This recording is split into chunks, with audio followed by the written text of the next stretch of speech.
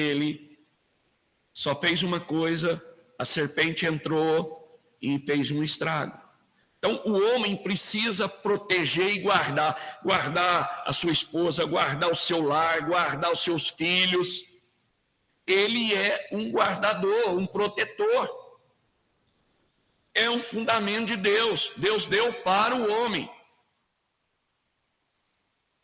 Quinto, Deus deu. Aí você está vendo aí na tela, tem os versículos.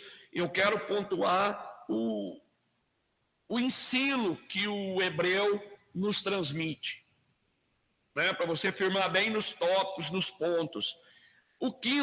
A quinta coisa que Deus deu para o homem, a sua palavra, né? Deus ordenou e disse. Deus deu a palavra para o homem. Por isso, lá no Salmo 127, se o Senhor não edificar a casa, em vão trabalha o seu trabalhador. Não adianta. Nem só de pão viverá o homem, mas da palavra. Eclesiastes, Salomão vem e escreve: há tempo de todas as coisas, de dormir, de trabalhar, de descansar, de recrear, de cultuar, de estar na igreja, de entrar para o secreto, de estar no quarto, de ter tempo com Deus, de guardar o descanso. Então, Deus deu para o homem, antes do casamento, essas 5 coisas. E para a mulher? Deus deu para a mulher antes de um marido. Falou para ela: olha, Eva, você vai casar, eu estou te dando um marido. Mas você precisa estar pronta. Precisa se preparar para isso. Você vai ser auxiliadora.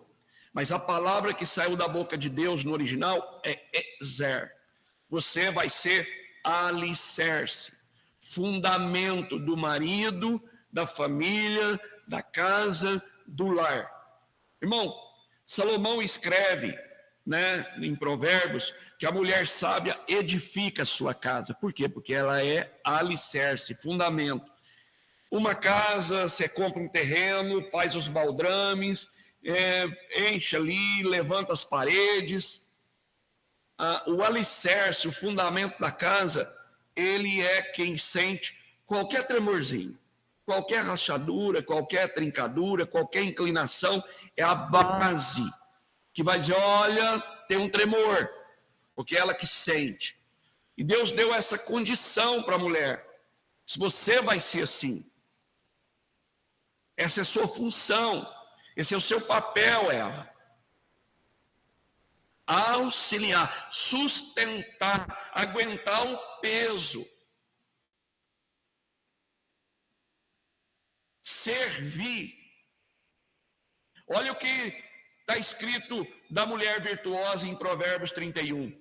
A primeira que levanta, a última que deita, sai, faz compra, faz negócios, não teme o futuro, prepara tudo, a roupa, o inverno ainda não chegou, a roupa do inverno está toda preparada, organiza a casa, dá ordem para as servas.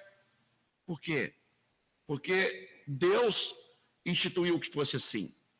Segunda coisa para a mulher, Deus disse para ela assim: olha, você vai ser idônea, madura, não vai ser uma criança birrenta, mimada. Para ir para o casamento, você precisa estar pronta, saber que é uma transição, que você está deixando de ser a filha na casa dos pais, né? Que está debaixo daquele guarda, para sair dessa condição, para ir para uma condição de ser fundamento, base para o marido e para a família, que vai suportar peso. E para isso precisa ser idônea. Porque se você vacilar, for inconstante, a casa cai. Esse é o entendimento que o hebreu tem. É isso que ele lê nas entrelinhas, quando ele lê Gênesis na Torá. É com esse entendimento que o judeu hoje ele pega o rapaz com 15 anos e a menina com 13 e faz o ritual da passagem. Porque para eles não tem pré-adolescência e adolescência. Vai direto para a fase adulta. Por quê? Porque atingiu a maturidade. Quer desfrutar das coisas do adulto, quer desfrutar das regalias do adulto, mas não quer a responsabilidade dos adultos. É o bar mitzvah. E ali ela é informada, tudo bem, você quer namorar, você quer casar, você vai ter que ser idônea. Terceiro, olha que coisa linda. Falou para ela assim: Eva, você vai ter que ser adaptável.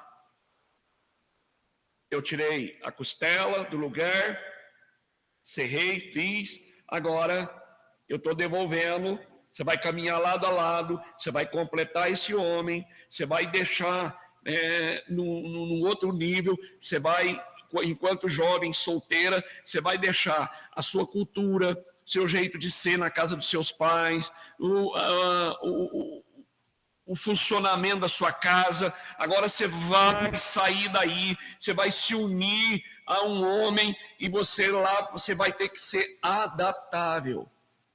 Ah, mas lá não era assim, na minha casa não era assim, papai não era assim, mamãe não era assim, minha vida de solteiro não era assim. Não era mesmo. Mas o judeu, o hebreu entende que Deus deu esse recado: olha, você precisa ser adaptável. É um fundamento que Deus soprou e disse para Eva. Quarto, falou para ela que ela, como ela foi tirada e agora ela estava sendo devolvida, ela completa o homem para ser suficiente. Por isso que a mulher, sabe, ela consegue fazer 1000 coisas ao mesmo tempo. Ela fala no telefone, olha o leite fervendo, troca a fralda do menino, o menino chora, ela reconhece o choro dele no meio de 10 meninos, e ela atende a porta, escuta o que você está falando, porque ela é suficiente.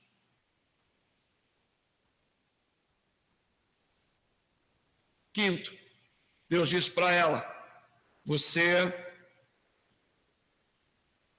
precisa viver os sonhos e os projetos do seu marido, porque eu te fiz para ser fundamento, auxiliadora, porque ele sozinho não vai atingir os alvos, ele sozinho não vai chegar no fim do caminho, porque a função que eu dei para ele é de empreender, de conquistar, de cultivar, de trabalhar, de proteger, de guardar, e então ele não conseguirá chegar na realização. Por isso, você vai chegar, vai se adaptar, vai ser o alicerce e vai ajudá-lo, vai auxiliá-lo a cruzar a linha de chegada.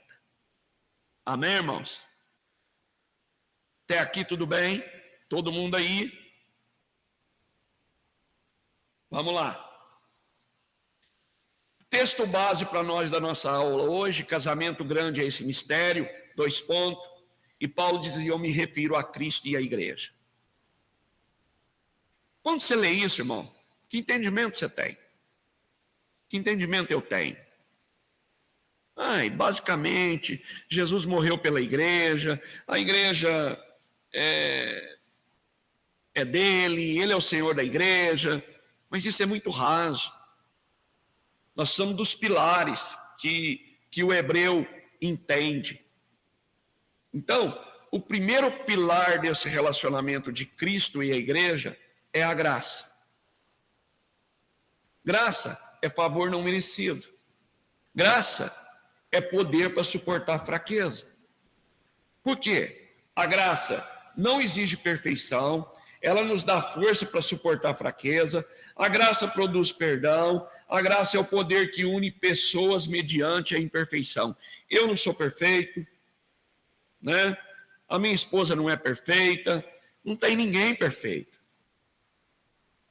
Todos nós pecamos, todos nós temos deficiência, defeitos,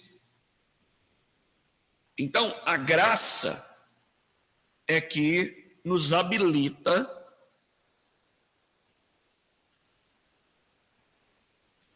em João, capítulo 1, diz assim a respeito de Jesus: e ele, o Verbo, se fez carne, veio ao mundo e habitou entre nós, cheio de graça e de verdade. O que vem primeiro, irmão? A graça, favor imerecido. Eu não merecia, você não merecia, nós nem pedimos, tinha nem noção que a gente estava nas trevas. A graça nos alcançou, favor imerecido. Então esse é o comportamento do noivo com a noiva, que é a igreja, do marido com a esposa, do Cristo e a igreja. Então, o que Paulo está dizendo desse mistério do casamento, ele está dizendo para nós, maridos, que nós precisamos lidar com o casamento, com o relacionamento com o nosso cônjuge, baseado na graça. Talvez acontecem coisas que ela não merece ali, o perdão, que ela não merece o favor, não merece a gentileza, não merece o bom trato, mas a graça me habilita a suportar essa fraqueza, a perdoar, como Cristo nos perdoou, como Cristo nos alcançou, como Cristo pagou o preço pela noiva. É o dote. É graça, mas não é de graça. É algo que nos custa tudo. Custou tudo para Jesus e para a cruz. E a última coisa que nós, maridos, queremos é morrer. Não é morrer literal. É morrer com a nossa vontade, é morrer para o meu jeito de fazer, é morrer que tem que ser assim, é morrer na teimosia, é morrer no confronto, é morrer, eu não quero ceder, eu não quero, eu estou certo. Não, o maior é o que serve, o maior é o que alcança o menor. A Bíblia diz que o homem é o sacerdote, é o cabeça da família do casal. O óleo tem que descer dele e escorrer pela barba para banhar todo o corpo. Então, nós, maridos, precisamos buscar, clamar, orar, nos arrepender, pedir para Deus: Senhor, eu quero ser um transportador da graça. Da graça que une pessoas mediante a imperfeição. Que me capacita a perdoar, que me capacita a ceder, que me capacita a ir de encontro. A graça.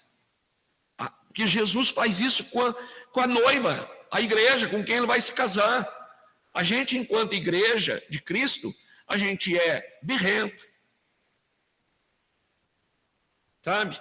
Tem hora que a gente desobedece, tem hora que a gente chuta o balde, tem hora que a gente adultera, tem hora que a gente levanta outros deuses, outros ídolos, tem hora que a gente não tem tempo para o noivo, mas ele, por causa da graça, ele continua firme na aliança, nos amando, e ele diz: estou te esperando, minha noiva, o seu aperfeiçoamento, porque eu venho te buscar de vestiduras brancas, sem ruga e sem mácula. Toma do meu sangue, se purifique, se santifique. E ele está ali, ele não arreda pé. E essa é a função do marido. Por isso que Paulo fala que é um mistério. Amém, irmão? Tudo bem aí? Vamos lá? Segundo, o amor sacrificial. Paulo diz que os maridos, amai as vossas esposas. É imperativo, é porque a gente não sabe, e ele está falando desse amor sacrificial, porque esse amor sacrificial, ele santifica a esposa, e a ausência dele apodrece a esposa. Tem os textos aí, depois você pode anotar, ler. Então, nós, maridos, o que é um amor sacrificial? O amor que cede, é o amor que concede, é o amor que perdoa, o amor que tudo sofre, que tudo espera, que jamais acaba. Esse é o amor sacrificial.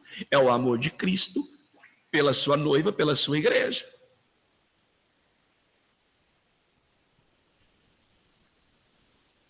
Né? Deus revela o amor sacrificial, eu já falei aqui. E para a mulher, para a igreja, nesse relacionamento, Cristo e a igreja, submissão incondicional da esposa. O poder que santifica o marido é essa submissão. A ausência da submissão incondicional apodrece o marido. A submissão incondicional é uma força transformadora. Tanto que a Bíblia chega a dizer o seguinte, que a mulher calada, sem uma palavra, ela ganha seu marido. Uau! Não é falando muito? Não é dando birra? Não. É uma submissão incondicional. Ela não coloca uma condição para ser o alicerce. Não, você é alicerce se você me der isso. Você é alicerce se as paredes for bonita. Você é alicerce se o telhado for bonito. Você é alicerce se o nosso padrão de vida for esse. Não. Ela aceita ser esse alicerce, esse fundamento para esse marido, para essa família, porque ela recebeu essa incumbência do Senhor. Ela não coloca condição. Está muito pesado, está muito difícil, está muito custoso, é muito peso. Não. É incondicional. Ela não coloca condição. E esse relacionamento nós temos aqui em relação à igreja. A igreja não coloca condição. Nós temos que obedecer. Obedecer ao Senhor. Seus estatutos, seus mandamentos. Amém? A submissão incondicional vem de Deus. Mulher virtuosa, esposa submissa, quem achará? Lembra o processo de Jacó e Esaú? Quem tem que mudar sou eu. Quando Jacó muda, Deus muda Esaú. Lá no Val de Jaboque, quando o anjo vem e Jacó está ali, o anjo pergunta, quem é você? Ele diz assim, eu sou Jacó. E passa uma noite contando. Eu sou trapaceiro, eu enganei meu irmão, eu enganei meu pai, e eu fugi, agora eu estou voltando, estou com medo de morrer. E Deus então muda ele para Israel. E quando ele muda, ele vai ter um encontro logo em seguida com Esaú. Quando ele se permite ser mudado por Deus, Deus muda Esaú. Então, quando a esposa muda, Deus muda o marido. Por isso ela ganha ele sem palavra. Amém? Segredos do relacionamento. São pontos, irmão, para você, sabe? Sonhar com isso, anotar, fazer uma placa, colocar com em mim aí na sua geladeira. Segredos do relacionamento. Gostando, não gostando. O hebreu entende isso aqui e vive isso aqui. Primeiro, não saia da cruz. Ah, mas aqui eu que mando. Ah, eu que estou certo. Jesus estava na cruz, perfeito, sem pecado. E os soldados que estavam lá embaixo, todo mundo provocando ele. Você é filho de Deus? Você não é o Todo-Poderoso? Desce daí. Vem aqui. Mata todo mundo.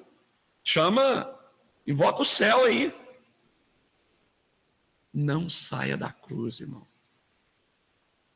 Na hora do conflito, na hora do relacionamento, no dia difícil, no dia ruim, permaneça na cruz. Segundo, segredo, a ovelha muda. É a arma de defesa do casal. Isso está lá em Isaías 53 e Mateus 26. Como é que Jesus foi para a cruz? Como uma ovelha ao matadouro, muda. Sem uma palavra. Isso, sabe? Depois Salomão escreveu em Provérbios que, né, falar é prata, mas calar é ouro. Ovelha muda. Tem hora de responder, tem hora de falar, mas na hora da guerra, na hora do conflito, fique calado, mudo. Terceiro segredo do relacionamento, a festa da tosquia. Olha que coisa linda, está lá em Provérbios 3:12. Dizer não é tão bênção quanto dizer sim. Mas parece que quando a pessoa quer o sim, você dá um não, né? Corta a lã, entristece. É a tosquia. A ovelha, né? O pastor alimenta, leva ela para o pasto verde, o lugar de refrigério, de água, ela engorda e vai produzindo lã. Chega uma hora que ele vem e tira toda aquela lã para vender, para... Então, no casamento, na família, tem a festa da tosquia. E é traduzido nesse entendimento. Você quer só sim, só sim, só sim, e a outra parte com medo acaba dizendo, depois comprou sem poder, viajou sem poder. Não, o não é tão bênção quanto o sim, porque o não é a tosquia. Não é hora, não dá, não é hoje, não pode ser assim, porque é o confronto, é o ferro que afia o ferro, senão fica todo mundo sem corte. É a festa da tosquia. E, por último, não tome o lugar do Espírito Santo. Isso é muito forte, irmão. Sabe por quê? Quem conhece o coração do homem, só ele. E a gente analisa, julga, pontua, às vezes dá a sentença, dá o veredito, e não sabemos o que estamos fazendo. Porque eu não conheço a intenção, os propósitos que tem naquele coração. O único que conhece é o Espírito Santo. Então, entrega para ele. Olha, toma o coração do meu cônjuge na tua mão, inclina, revela, muda, transforma o meu para me entender, coloca no meu empatia, compaixão, misericórdia. Não tome o lugar do Espírito Santo. Amém, irmãos? Esse é o conteúdo dessa nossa primeira aula. Nós vamos ter aqui assuntos tremendos, né? Semana que vem nós vamos falar do casamento do general Naamã, depois o enigma do casamento de Salomão, depois as 3 pérolas dos hebreus, que é tempo, família e dinheiro, depois a ausência do líder, a arca, família e a igreja, 4 tipos de pessoas que não podem faltar na família, na empresa e na igreja e por aí afora. E são as entrelinhas das escrituras. É o hebreu que entende os códigos, as revelações, os segredos, e que quando nós estudamos, né, isso aqui é muito tempo de dedicação. O livro A História dos Hebreus é quase 1.800 páginas, do Flávio Joséfo, onde esse historiador, ouvindo as pessoas, ele pegou as porções ali do Velho Testamento e viu como que eles aplicavam isso no dia a dia, no viver diário, como eles entenderam essas escrituras, que estava tão real, tão viva, quem recebeu de primeira mão, e inúmeros materiais que tem. Então, é uma compilação para nossa edificação, para gerar em nós um crescimento, uma maturidade. Amém? Eu quero orar por cada um de vocês, né? Hoje não abri aqui orando, porque eu queria dar a introdução e deixar para o final, mas que você tem ouvidos para ouvir o que o Espírito Santo está dizendo, para receber essas revelações, para não dar de ombro, para valorizar, para dar importância. Sabe? Para como que eu lia e não via essas coisas. E quando você entende, você desfruta. Aquilo fica vivo dentro de você e você começa, né, para a esposa ali, não, eu tenho que me adaptar. Deus falou que eu preciso me adaptar. Deus falou que eu tenho que sustentar. O marido, Deus falou para ele que ele tem que cultivar, senão não tem colheita. Ele tem que trabalhar. Sabe? Então mas quando a gente lê o texto numa pregação, num culto e num encontro, mas nós não descemos no entendimento que o hebreu tem de cada palavra, de cada ponto, de cada vírgula, e isso cria vida dentro de nós. E esse é o propósito dessa escola, irmão. É uma escola. Amém? Vamos orar?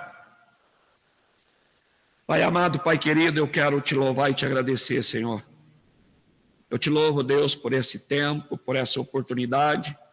Por isso que nesse último ano queimou tanto no meu coração. E por todos os lados que eu olhava, daquilo que me vinha em forma de ilustrações, de pregações, de material disponível para comprar ou para ler, apontava para organizar, para a montagem, né, disso que nós estamos iniciando aqui hoje. E que isso possa realmente ser um diferencial na vida do teu povo. Aqui não é uma bandeira, não é uma placa de uma denominação, não é um ensino secular, não, é a tua palavra. A tua palavra com o entendimento de uma cultura, de um povo que viveu na prática, que colocou no dia a dia e que viu tudo funcionando e que o Senhor disse para Paulo, escreve que toda a história desse povo é modelo, é exemplo para nós, esse povo, desse tempo final, quando o tempo final se aproxima. Então chegou o tempo, os dias de olharmos para esse modelo. É o modelo, é o referencial para nós podermos amadurecer, florescer, para realmente sermos sal e luz nesse mundo, sem sabor e em trevas. Onde a família está banalizada, o casamento está banalizado, o amor se esfriou, os filhos deixaram de honrar pai e mãe, os valores foram invertidos. Precisamos dos fundamentos, precisamos voltar à origem, ao plano original, aos conceitos do céu. Por isso, Senhor, nos ajuda, em nome de Jesus. Amém, meus irmãos? Deus os abençoe, um beijão no teu coração. O Eduardo que está aqui, nós estamos gravando aqui da igreja, nós vamos melhorando a cada aula.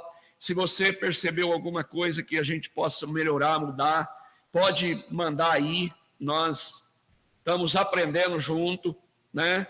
E deixar suas perguntas, as suas dúvidas, depois eu vou ver, depois eu vou respondendo lá na plataforma. Na próxima aula, na próxima terça-feira, nós podemos pontuar aquilo que foi mais, né, de mais dúvida, mais relevante, e assim nós vamos caminhando. Amém? Que Deus dê a cada um de nós um crescimento e uma prosperidade sem precedentes, em nome de Jesus. Amém? Boa noite, um beijão a todos e até a próxima aula.